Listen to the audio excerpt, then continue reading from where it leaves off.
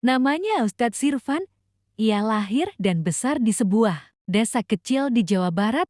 Sejak muda, ia dikenal sebagai sosok santun, sederhana, dan cinta ilmu. Berkat perjuangan panjang, ia berhasil membangun sebuah musola kecil yang kemudian berkembang menjadi masjid besar yang makmur oleh jamaahnya. Selama lebih dari 15 tahun, Irfan mengabdikan dirinya tanpa bayaran, tanpa pamrih. Ia tak hanya jadi imam syalat, tapi juga guru ngaji, penasihat keluarga, bahkan menjadi tempat curhat warga desa saat mereka punya masalah. Tapi kehidupan kadang tidak adil, bahkan terhadap orang baik. Masalah mulai muncul ketika masjid tersebut mulai mendapat perhatian dari luar desa. Donatur mulai berdatangan, dana renovasi, wakaf tanah, hingga pengurus-pengurus baru pun ditunjuk. Sayangnya, sebagian dari mereka bukan dari kalangan yang memahami perjuangan Irfan sejak awal. Perubahan dimulai secara halus. Satu persatu kewenangan Irfan mulai dikurangi.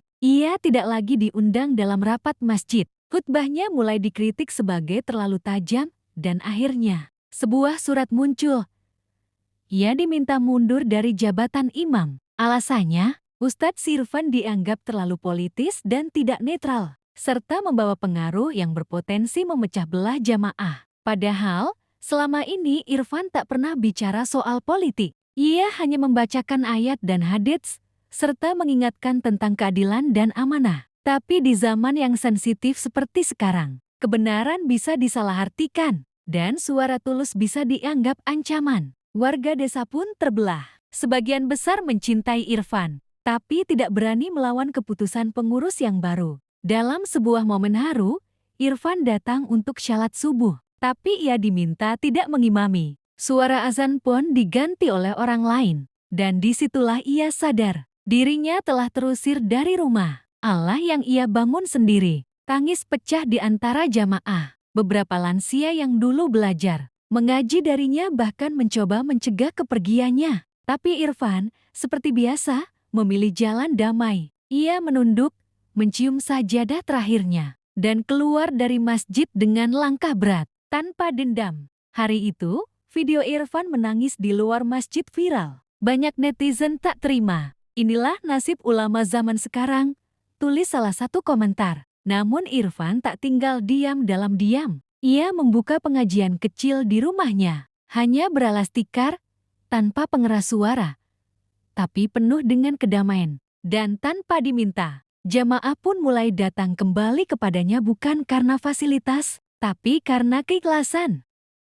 Pagi itu, suasana masjid terasa aneh. Tak ada suara azan subuh yang biasanya terdengar suara serak namun khusyuk yang selalu membangunkan beberapa warga. Tak ada juga suara pintu dibuka atau langkah kaki Pak Husin yang biasanya berjalan pelan sambil menyalakan lampu satu persatu. Beberapa jamaah mulai berdatangan, kebingungan. Di dalam masjid, sajadah belum terhampar. Karpet belum dirapikan, bahkan air wudhu masih mati. Semua itu pekerjaan yang setiap hari dilakukan oleh satu orang, Pak Husin. Salah satu pengurus muda mulai bertanya, Pak Husin kemana? Ya, biasanya beliau sudah siap dari tadi. Seseorang menyarankan untuk melihat taman kecil di samping masjid, dan disitulah mereka menemukannya. Pak Husin, dalam posisi duduk bersandar pada dinding batu, dengan wajah tenang dan mata yang sudah tak terbuka lagi. Tangannya masih menggenggam tasbih kayu, dan di sampingnya terdapat sarung yang dilipat rapi.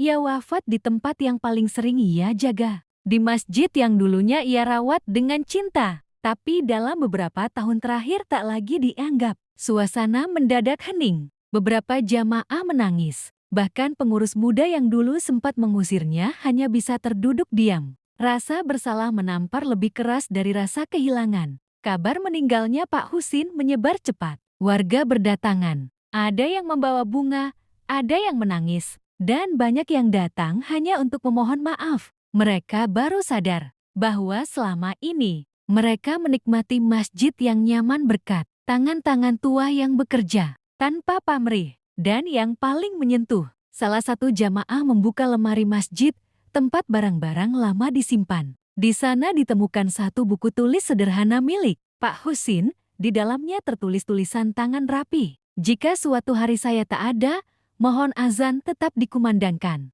Jangan biarkan masjid ini sunyi. Di halaman terakhir, ada satu kalimat kecil. Saya tidak penting, tapi masjid ini harus terus hidup. Hari itu, masjid dipenuhi ribuan pelayat. Jenazah Pak Husin disyalatkan di tempat yang ia rawat dengan cinta. Suara tangis dan takbir bercampur jadi satu. Dan sejak hari itu, setiap azan subuh dikumandangkan oleh anak-anak muda tapi dengan nada lirih. Meniru gaya Pak Husin, di bawah mimbar, ada foto kecil dirinya. Bukan sebagai penghormatan berlebihan, tapi sebagai pengingat bahwa yang tak terlihat belum tentu tak berjasa. Pesan moral, jangan tunggu seseorang pergi untuk menyadari betapa berharganya ia. Kadang, yang paling ikhlas bukan mereka yang bicara lantang tapi yang bekerja diam-diam. Bahkan tak pernah minta dipuji.